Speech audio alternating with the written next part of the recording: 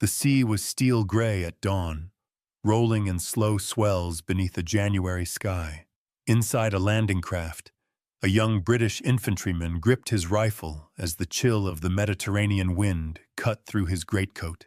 The engine's roar reverberated in his chest, mixing with the heavy silence of men who no longer spoke, each lost in private thoughts. The Italian coastline lay ahead, muted in mist. To his left and right, the horizon bristled with the silhouettes of countless vessels, an armada stretching farther than the eye could see. Cruisers, destroyers, troop ships, and LSTs formed a floating city of war, each carrying the weight of a gamble that could change the course of the Italian campaign. The soldier drew a breath and caught the faint scent of fuel, seawater, and sweat, the smells of battle not yet joined but already anticipated. A gull wheeled overhead, and for an instant, the shore appeared deserted, a strip of pale sand untouched by the chaos of war. It was, he thought, almost too quiet. That silence was deceptive. Beneath the surface of this moment lay the immense machinery of modern warfare. Operation Shingle, as the landing was codenamed, had been in motion for weeks. Over 40,000 Allied troops, Americans and British, had been gathered to spearhead this assault, supported by tanks, artillery, and aircraft waiting in the wings. Behind them, the industrial might of two empires pulsed like a beating heart. Factories in Birmingham, Manchester, Detroit, and Pittsburgh had worked around the clock to build the Higgins boats, the Shermans, the endless streams of bullets, shells, and rations now converging on this beach. Each crate stacked in the holds of ships, each vehicle lashed to a deck, represented the labor of unseen hands. Women welding steel, boys hauling coal, men drafting blueprints in fluorescent-lit offices thousands of miles from Italy. For the young soldier gripping his rifle, it meant nothing in that moment. What mattered was the sea spray stinging his face, the throb of the engines, and the gnawing knowledge that within minutes he would set foot on hostile ground. At first, the approach seemed almost anticlimactic. The landing craft ground into the sand, and the ramp clattered down with a hollow crash. Expecting gunfire, the soldier braced himself, but none came. The beach was quiet, eerily so. His boots splashed into the shallows as he stumbled forward, rifle raised, scanning for muzzle flashes or movement. The stillness unsettled him more than enemy fire would have. Around him, men began to fan out, cautiously advancing inland. They passed abandoned fishing huts, scrub grass, and dunes untouched by shell craters. Some even muttered nervously that the Germans must have withdrawn, that perhaps the invasion would be bloodless. It felt like walking into a trap. In those first moments, the optimism of the Allied High Command seemed justified. Winston Churchill had demanded a bold stroke to break the deadlock in Italy.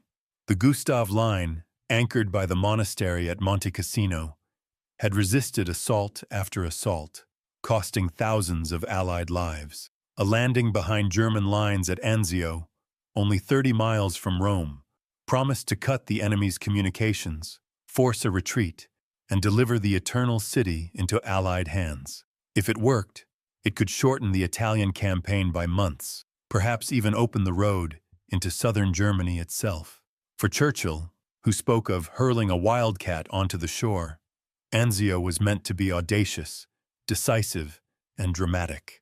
But in war, the difference between opportunity and disaster is often measured in hours. The soldier on the beach could not know it yet, but the pause that now seemed merciful would soon prove fatal.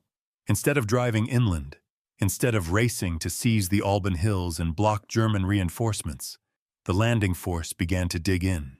Orders from Major General John Lucas were cautious, even hesitant.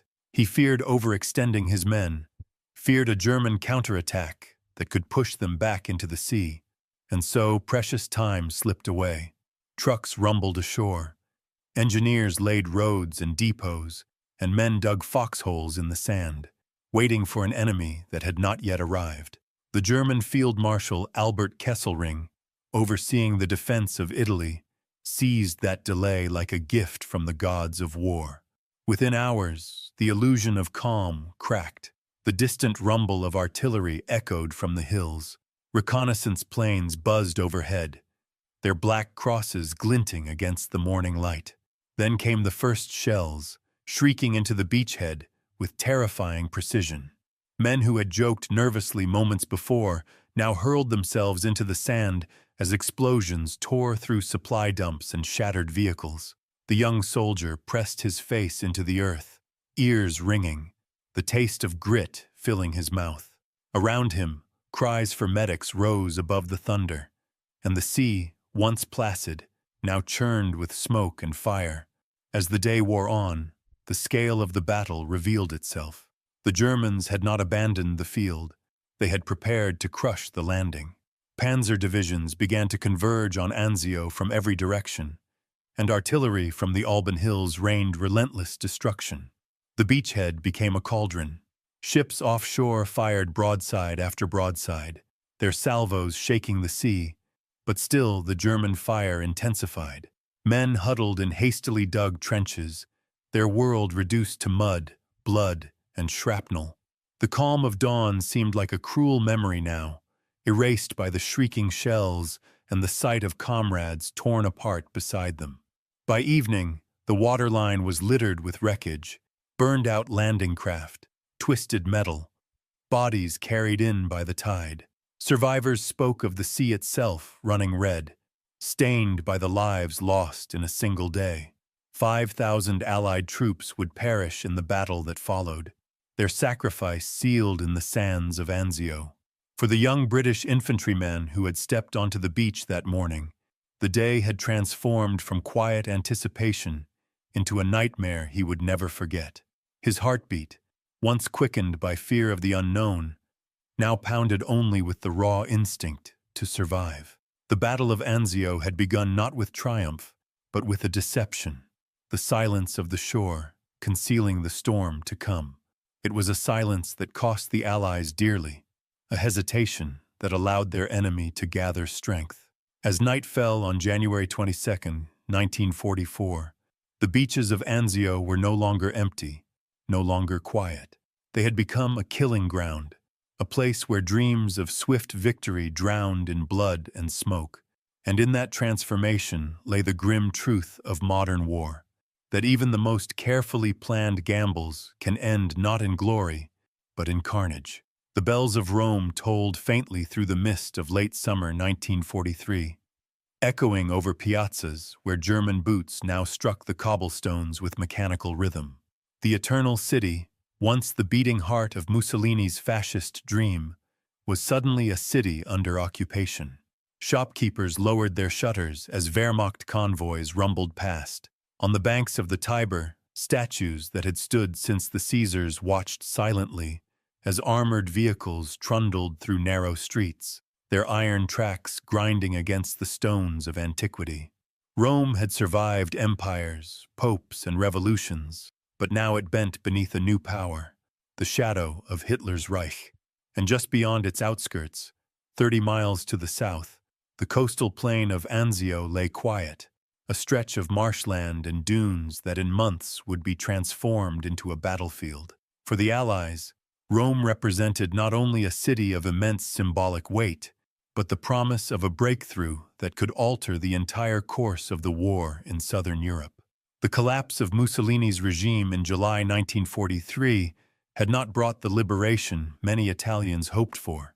Instead, it plunged the peninsula into chaos. When King Victor Emmanuel dismissed Mussolini and appointed Marshal Pietro Badoglio, Italy sought an armistice with the Allies. But Hitler was faster. The German army, already positioned throughout the country, executed Operation Axii, seizing control of railways, ports, and communication centers within days. German paratroopers disarmed Italian divisions, seized their weapons, and occupied Rome itself. For Hitler, Italy was no longer an ally, but a battlefield to be defended. The Apennine Mountains, running like a spine down the peninsula, offered a natural fortress, and at its center, the Gustav Line stretched across the waste of Italy, anchored at Monte Cassino, a monastery whose ancient stones would soon become synonymous with modern slaughter. For the Allied High Command, Italy had been envisioned as the soft underbelly of Europe, a phrase Churchill himself repeated with conviction. After the victories in North Africa and the landings in Sicily, the Mediterranean seemed poised to open as a backdoor into Axis territory. Yet the soft underbelly proved anything but. The Gustav Line was not a crack in the armor. It was a wall of steel and stone held by veterans of the Eastern Front, fortified with bunkers, minefields, and artillery emplacements that commanded every approach. When the Allies launched their first assaults in late 1943, they met with staggering resistance. Rivers swollen with winter rains became killing grounds. The mountains echoed with gunfire that seemed to flow endlessly from German machine guns. Casualties mounted, momentum stalled, and the promise of a swift drive to Rome faded into a bitter, grinding stalemate. It was in this context that the idea of Anzio emerged. Churchill, ever impatient with delay, demanded a bold maneuver to break the deadlock. His vision was to bypass the Gustav Line entirely. An amphibious landing at Anzio, barely 30 miles from Rome, could outflank the German defenses, sever their supply routes, and compel a retreat. "We must hurl a wildcat onto the shore," Churchill declared, "and let it tear out the guts of the German line."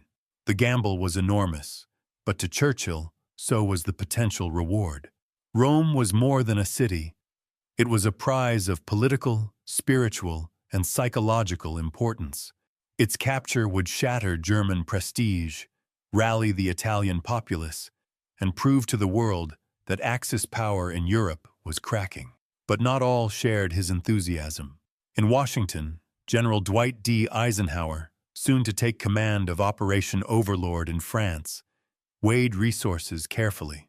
Amphibious landing craft were scarce, and every vessel allocated to Italy was one less for the coming invasion of Normandy. In the Mediterranean, American commanders such as General Mark Clark of 5th Army and British General Harold Alexander of 15th Army Group expressed reservations. They feared that a landing force at Anzio could be trapped, isolated against superior German numbers, and destroyed before it achieved its objective.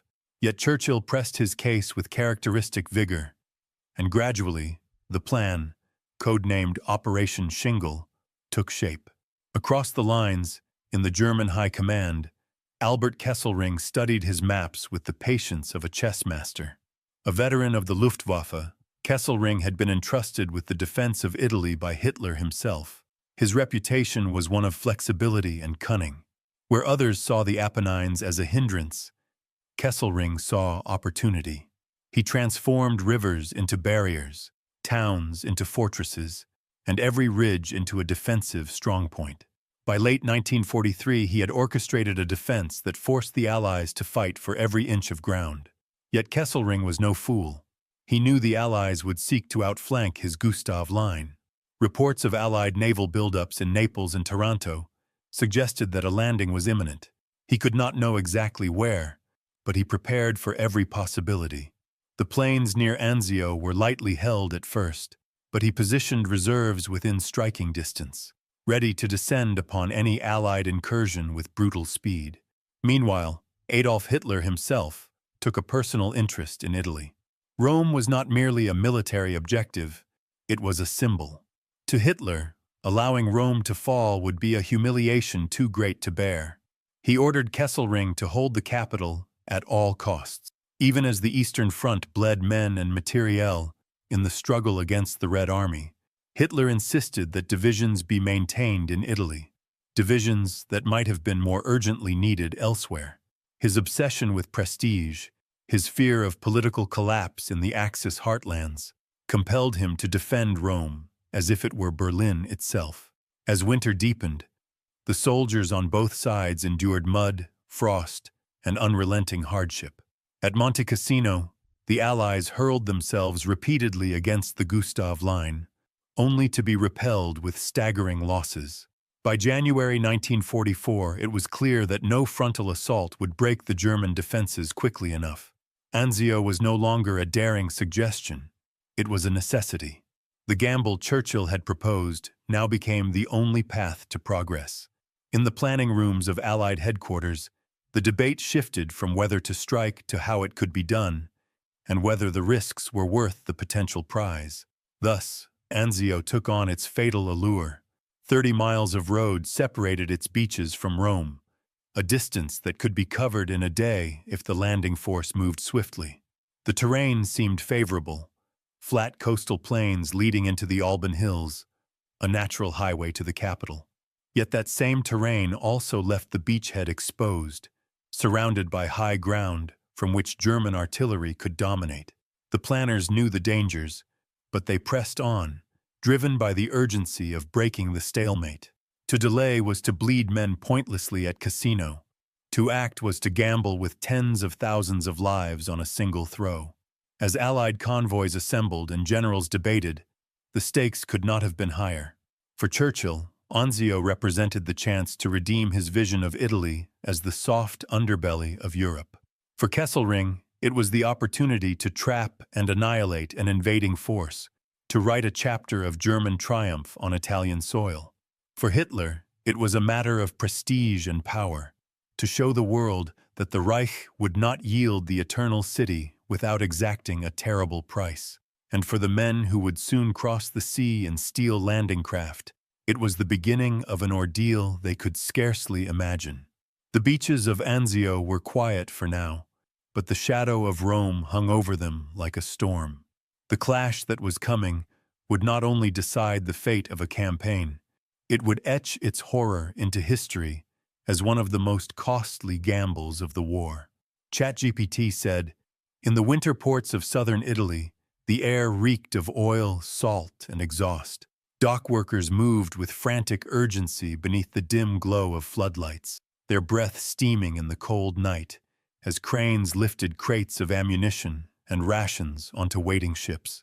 Welding torches sparked against the dark sky as mechanics made last-minute repairs to the hulls of landing craft, battered from earlier operations. On the quaysides of Naples, Bari, and Taranto, the docks thundered with the sound of engines, trucks grinding over cobblestones as convoys delivered men and materiel to the staging areas. The invasion of Anzio was not yet known to the soldiers by name, but they could feel it in the pace, in the whispered urgency of officers, in the constant clatter of preparation. Every steel plate, every gallon of fuel, every ration tin was part of a colossal machinery of war that stretched from these Italian ports back across the Atlantic to American factories and British shipyards. Operation Shingle was not just an assault, it was industry turned into a weapon. The logistics of assembling the strike force bordered on the miraculous. Over 40,000 men would storm ashore in the opening waves, supported by hundreds of tanks, artillery pieces, and aircraft. To transport them required more than courage. It required a vast fleet of specialized vessels. Landing ship, tank, LSTs, carried armored vehicles that could rumble directly from the ship's hold onto the beach. Landing craft, infantry, LCIs, disgorged platoons of soldiers in tight formation. Higgins boats, the small, flat-bottomed craft designed in New Orleans, would ferry men from transport ships to the sand, their ramps dropping with a clang that had already become synonymous with invasion. Behind them waited the naval firepower of cruisers and destroyers, their 8-inch and 5-inch guns tasked with pulverizing German defenses in advance. Above, squadrons of Allied aircraft stood ready to sweep the skies and hammer inland positions. It was a spectacle of coordination on a scale few could imagine, a ballet of steel and smoke rehearsed for months in fragments and now assembled into a single performance. Yet cracks appeared almost from the beginning. Amphibious warfare was still a developing art, refined painfully through trial and error at Dieppe, North Africa, and Salerno. Landing craft were perpetually in short supply, demanded simultaneously by the upcoming invasion of Normandy and the operations in the Pacific. Every LST assigned to Anzio was one not available for D-Day. Allied commanders quarreled over priorities, with Churchill lobbying furiously to secure enough vessels to make Shingle viable. Even then, the fleet assembled was smaller than ideal. Planners knew that once the men were ashore, resupply would be critical. If the Germans pushed the Allies into the sea, the shortage of craft could become catastrophic. Within the command structure, uncertainty deepened the problem. Major General John P. Lucas, entrusted with leading 6th Corps at Anzio, was a competent but cautious officer. His orders were ambiguous. He was told to establish a beachhead, but also to advance rapidly inland. The tension between boldness and restraint weighed heavily on him. To dash inland toward Rome risked isolation and destruction. To remain on the beach risked giving the Germans time to concentrate and counterattack. Lucas leaned toward caution, and his hesitancy would soon define the fate of his men. Even before the first landing craft touched the sand, the seeds of delay were already sown. The soldiers preparing to embark sensed both the promise and the peril. Americans of the 3rd Infantry Division cleaned their rifles and checked their gear, veterans of Sicily and Salerno who understood what awaited them. British troops of the 1st Infantry Division sang low songs in the cold night, masking their fear with ritual. Rangers, trained for rapid assault, sharpened knives and rehearsed hand signals, knowing they would be sent into the most dangerous positions. Mechanics fueled Shermans, while engineers packed explosives to clear mines and obstacles. Each unit prepared in its own way, but all were bound together by a shared uncertainty, the knowledge that logistics and leadership would shape their survival as much as their own courage. The staging areas behind Naples became a world of controlled chaos. Convoys of trucks rolled endlessly, delivering everything from artillery shells to medical supplies. Warehouses overflowed with crates marked with the symbols of Allied supply depots, white stenciled lettering indicating contents, origin, and destination. Quartermasters counted and recounted, their pencils scratching on clipboards as they struggled to match the demands of a modern army with the realities of wartime shipping. Fuel was siphoned into barrels, food packed into crates, ammunition stacked in neat pyramids. Each item had to be loaded in precise order, for a landing force could not waste time digging for what it needed once the fight began. A single miscalculation could doom the entire operation. Naval planners faced their own formidable task. The waters off Anzio were narrow, shallow, and exposed. Ships would need to approach close to shore, making them vulnerable to German artillery and air attack. To shield them, destroyers and cruisers were assigned bombardment patterns, calculated to suppress known German positions. Allied intelligence mapped suspected artillery batteries, though many would later prove well hidden. Anti-aircraft cruisers prepared their guns for waves of Luftwaffe strikes, expected to descend once the landing began. The Navy's task was to deliver the army to shore and then to sustain it under fire, a responsibility that weighed heavily on admirals who remembered the disaster at Dieppe when inadequate naval support had left troops stranded. In the factories of America and Britain, the hand of the home front reached across the sea. Women in Detroit riveted steel plates onto tanks that now rumbled aboard transport ships. In Liverpool, shipwrights hammered nails into the hulls of landing craft destined for the Mediterranean. Farmers in Iowa harvested grain that became the rations stacked in the holds of Liberty ships. The industrial war machine had no face, but its presence was everywhere. Each soldier preparing to fight at Anzio carried not just his own weapon, but the collective labor of millions. Engineers, welders, miners, clerks, none of whom would see the beaches, but all of whom made the invasion possible. And yet, despite the immensity of preparation, doubts lingered. Intelligence was incomplete. Some reports suggested that the Germans had reinforced the Alban Hills, though others dismissed this as exaggeration. Weather was unpredictable. Storms could scatter landing craft and delay convoys. Above all, the question of leadership remained unresolved. Could Lucas balance the urgency of striking inland with the prudence of securing his flanks?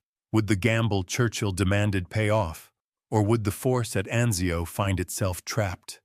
Another costly footnote in the long list of failed amphibious assaults. As the ships finally prepared to depart, the night sky above Naples glowed with the reflection of floodlights and sparks from welding torches. Soldiers lined up, packs on their backs, waiting for the call to board.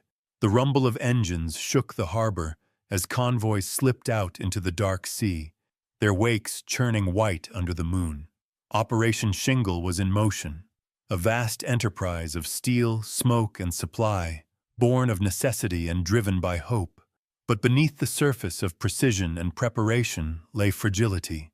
Too few landing craft, too many conflicting orders, and a commander whose caution might yet turn daring ambition into fatal hesitation.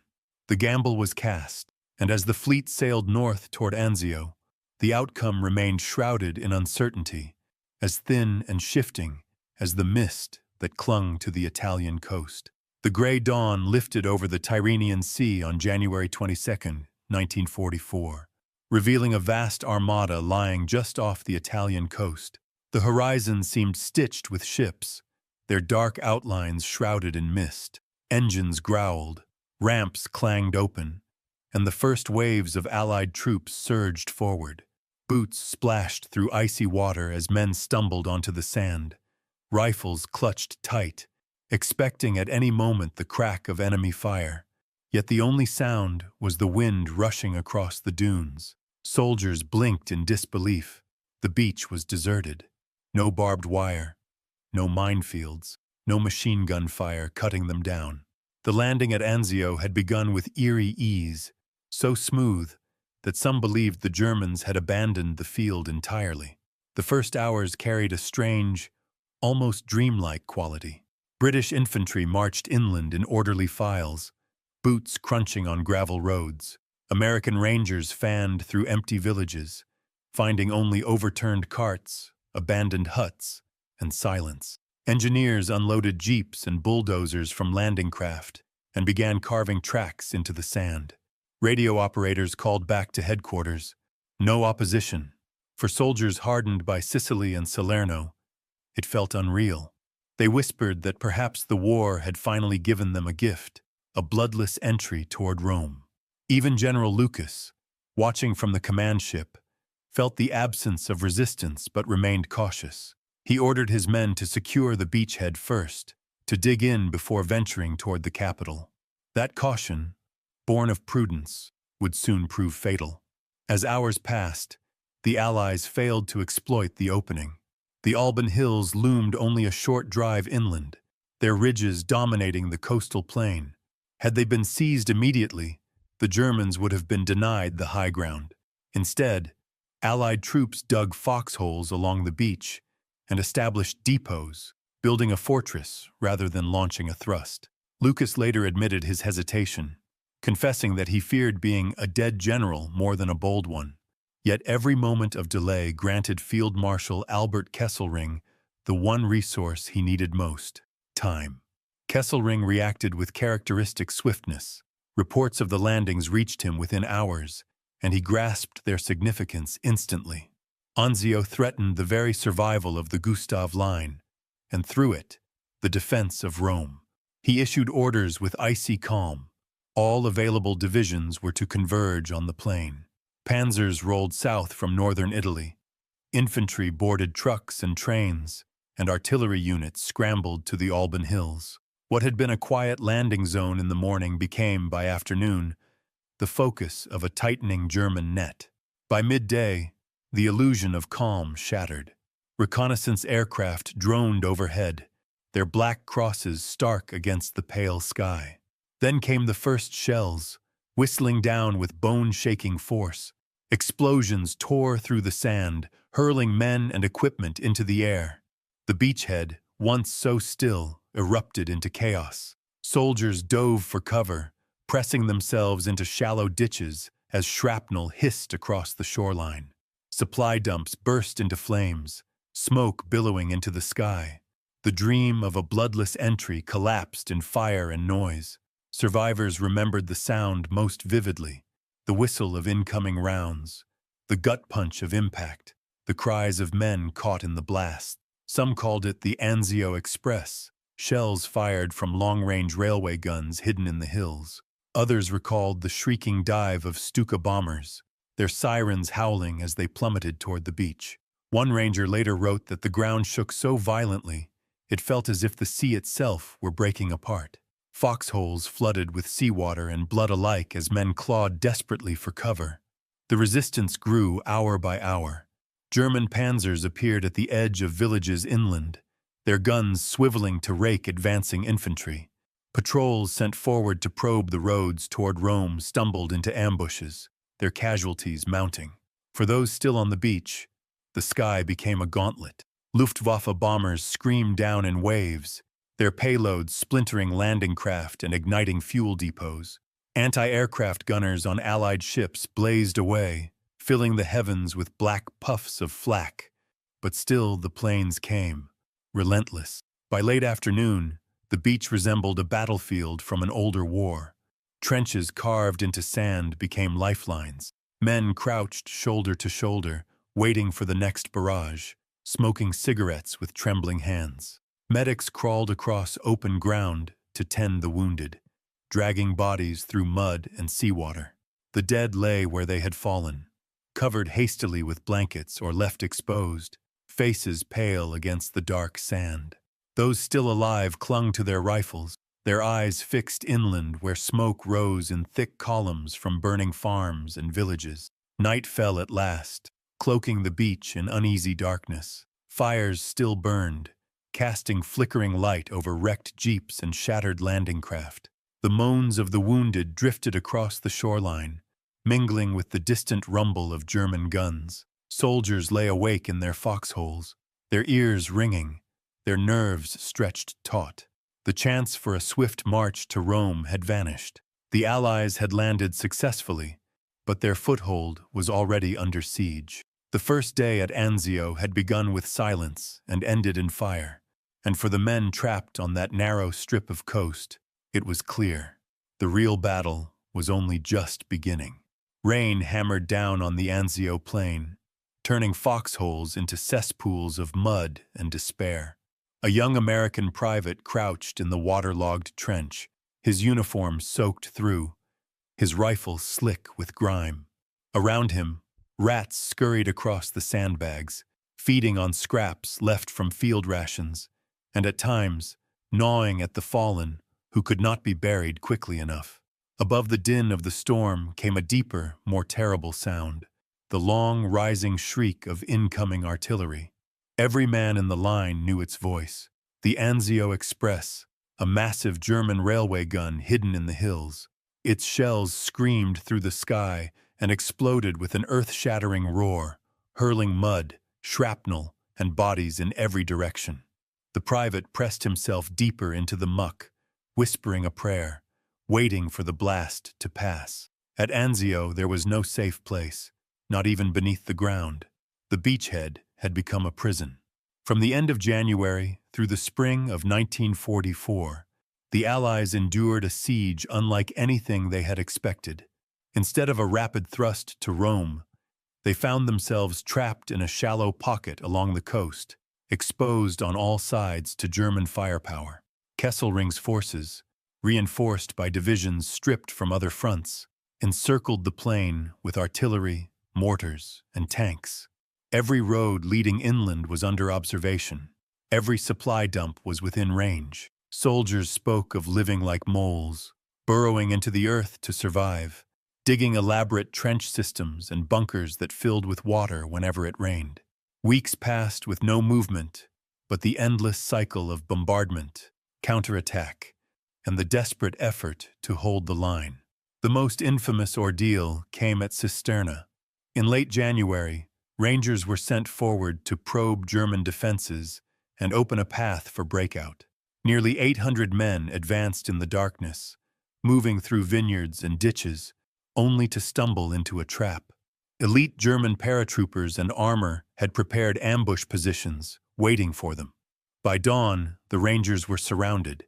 Machine gun fire tore through their ranks, mortars rained down, and tanks closed in, crushing resistance. Out of 2 battalions, fewer than a handful made it back to Allied lines. Entire companies were wiped from the order of battle.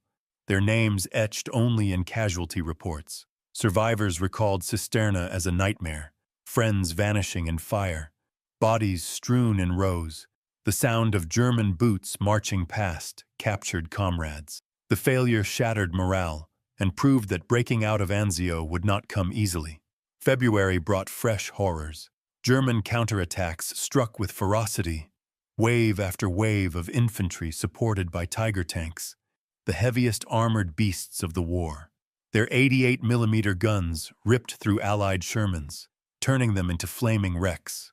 Soldiers described the battlefield as a graveyard of machines, hulls still smoldering, turrets blown apart. Paratroop divisions, hardened veterans of the Eastern Front, hurled themselves into the fray, often fighting to the last man. Each German assault was met with desperate defense, artillery barrages from Allied guns, naval salvos from cruisers offshore, and infantry clinging to their sodden trenches. The lines bent but did not break, at a cost measured in thousands of lives. Life inside the beachhead was a torment of endurance. Food was rationed, water was scarce, and medical supplies were stretched thin. Hospitals overflowed with the wounded, tents packed with men suffering from shrapnel wounds, gangrene and trench foot. The smell of blood and iodine clung to the air. Chaplains moved among the cots, offering last rites to those who would not see another dawn. Soldiers learned to distinguish the whistle of incoming shells, to know by instinct whether to duck or freeze, to tell by vibration if an explosion was near or far. Sleep came in snatches, broken by barrages that shook the ground like earthquakes. Letters from home were read and reread until the paper tore, a fragile lifeline to a world far removed from the misery of Anzio. The sea itself bore witness to the carnage. Wreckage clogged the shoreline, charred landing craft, destroyed tanks, supply trucks reduced to twisted frames. Bodies floated in the surf, washed back and forth by the tide. Veterans remembered standing on the beach and seeing nothing but ruin in every direction. The horizon blackened by smoke, the sand littered with helmets, rifles, and fragments of uniforms. Even the gulls seemed to vanish, frightened away by the constant thunder of artillery. By April, Allied commanders tried again to break the deadlock. The offensive was launched with massive artillery preparation, columns of Shermans grinding forward under cover of smoke. For a moment, it seemed possible that the stalemate might finally be broken. But the Germans counterattacked with grim determination, their reserves striking with precision and fury. Within hours, the advance collapsed into chaos. Casualties mounted, tanks burned in open fields, and the plain of Anzio remained a killing ground. Veterans later called it 4 months of hell, a crucible where courage alone could not overcome entrapment. By the end of the ordeal, over 5,000 Allied troops had been killed, with tens of thousands more wounded or captured. German losses were heavy as well, but Kesselring had achieved his aim. The Allies remained pinned on the coast, their strength bled away in attrition.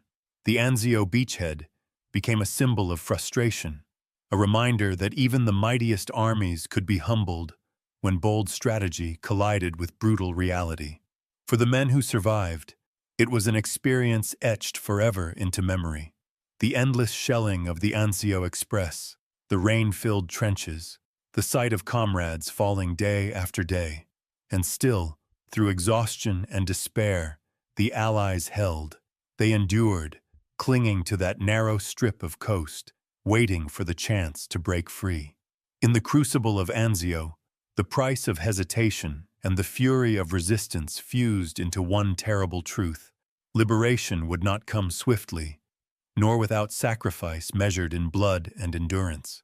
In the ruins of a farmhouse overlooking the Alban Hills, a German officer crouched beside his field radio, headphones pressed to his ears. Outside, the night flickered with the flash of artillery, each detonation rolling across the plain like thunder. He scribbled notes furiously, repeating coordinates into the handset as orders crackled back from higher command.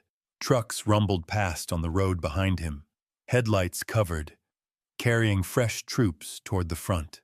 Despite exhaustion and mounting losses, the machinery of German defense ground on with relentless efficiency. The siege of Anzio had become not just a battle of guns, but a contest of willpower, one orchestrated by Field Marshal Albert Kesselring with a mastery that astonished even his enemies. Kesselring was not a brute commander. He was a strategist who blended caution with daring, weaving together the scattered German forces in Italy into a coherent shield. From his headquarters, he shuttled divisions like chess pieces, moving units from the Adriatic to the Tyrrhenian, from mountain passes to the flat coastal plain. Railways carried armor and men southward by night, while camouflaged convoys wound through narrow valleys by day. At Anzio, these reinforcements poured into the encirclement, sealing off every road and every ridge. Kesselring's orders were clear: contain the Allies, strangle the beachhead, and prepare to crush it in one decisive blow. Yet even as Kesselring executed his defense with cold precision, the demands from Berlin grew ever more frenzied. Adolf Hitler, watching from afar, raged at the idea that Anglo-American troops had secured a foothold so close to Rome. Prestige mattered as much to him as strategy, and the capture of the Eternal City by the Allies was unthinkable. He demanded counterattacks, immediate, ferocious, and without regard for cost.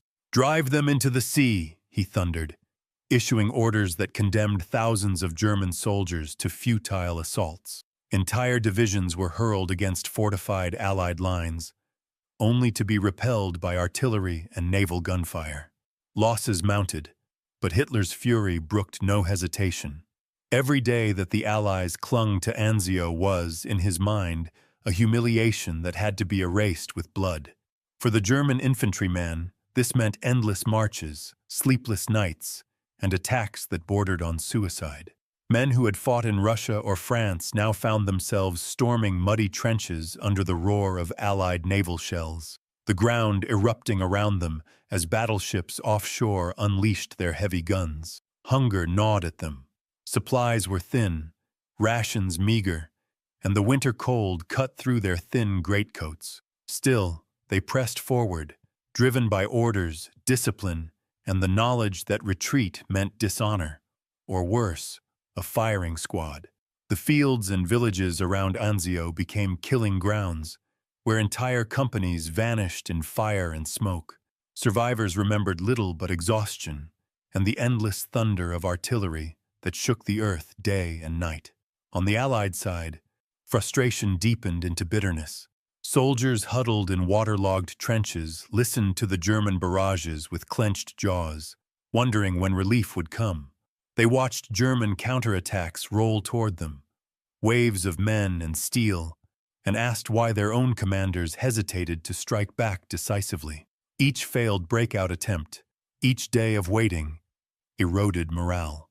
The men called Anzio Hell's Half-Acre, a place where time seemed frozen, where death was constant, but victory remained elusive. For many, the greatest torment was not the fear of dying, but the gnawing sense that their sacrifice was being squandered by hesitation at the top. The stalemate drained both armies, but it drained Germany most of all. To sustain the struggle at Anzio, Kesselring pulled units from other fronts. Divisions that might have bolstered defenses in France, that might have slowed the Red Army in the east, were fed into the meat grinder of Italy. Hitler's obsession with defending Rome diverted precious resources from the larger war, weakening the Reich where it could least afford it. Military historians later noted that the fury at Anzio, the refusal to concede even a strip of coastline, cost Germany far more than it gained. What was meant to be a decisive counterstroke became instead a bleeding wound, sapping strength from an army already stretched to the breaking point. For 4 long months, this was the rhythm of Anzio, the Germans attacking with brutal determination, the Allies enduring with grim patience, and both sides trapped in a cycle of attrition that seemed without end. The plain echoed with artillery, the nights glowed with burning villages, and the sky carried the drone of aircraft on endless sorties. Hunger, exhaustion, and despair were the common currency of soldier and commander alike. And over it all loomed the iron grip of Kesselring's strategy and the unyielding fury of Hitler's will, a combination that kept Anzio locked in stalemate, even as the wider war moved toward its decisive climax. The beachhead held, but so did the German lines, and as spring approached, both sides knew that the confrontation was far from over. The question was not whether the siege would break, but when, and at what terrible cost. The air on the Anzio plain was heavy with the smell of cordite and smoke as spring bled into summer. After months of stalemate, the ground shook with a different rhythm, this time from the thunder of Allied artillery. At dawn in late May 1944, entire batteries opened fire in unison, their shells arching overhead in a rolling barrage that lit the sky. Infantrymen rose from their trenches and surged forward, bayonets fixed, while Shermans growled across the muddy fields. The breakout from Anzio had begun. After 4 months of misery and attrition, the soldiers felt something they had nearly forgotten: movement.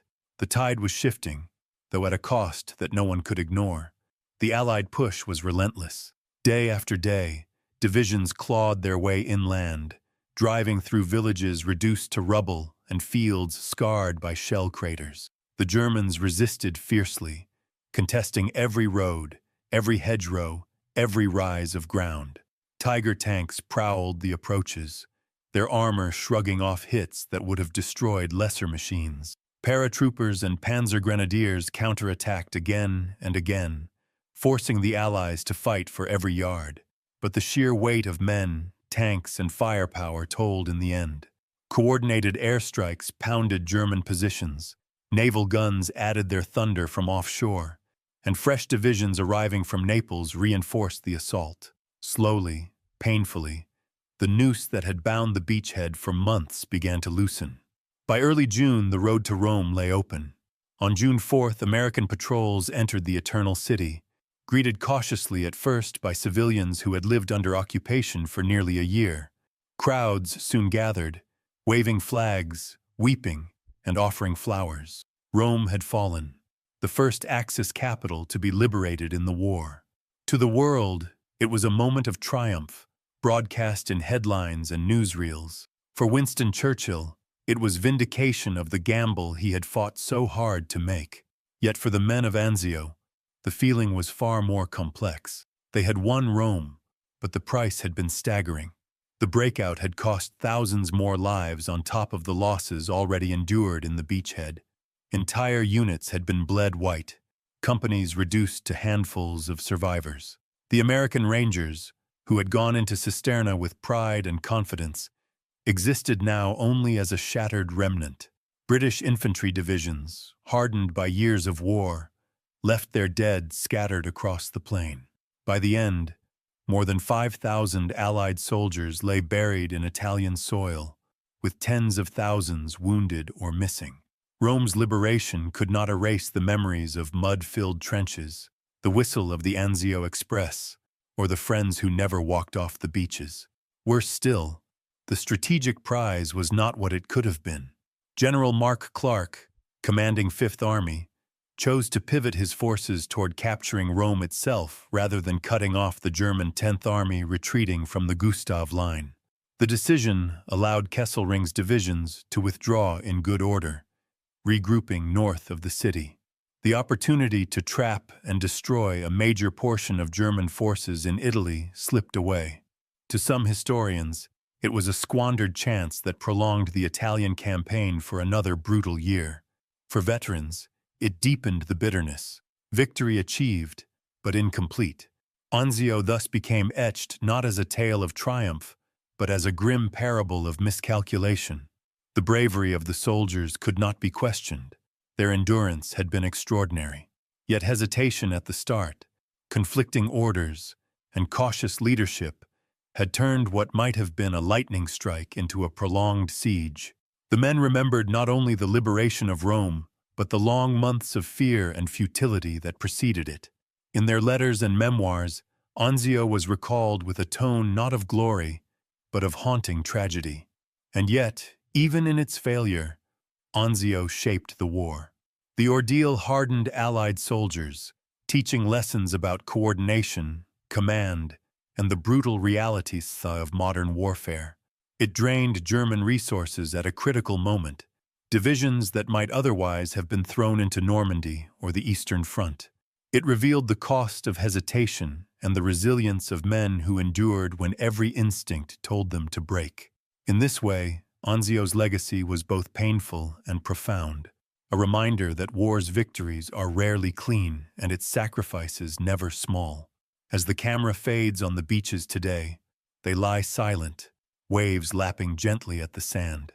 Tourists stroll where men once fought, and only the cemeteries nearby testify to the price that was paid. The sea no longer runs red, but in memory, it always will. Anzio remains not simply a battle, but a warning. That even the boldest plans can drown in blood, that courage can be wasted by hesitation, and that the cost of war is written not in maps or headlines, but in the lives of those who gave everything on shores far from home.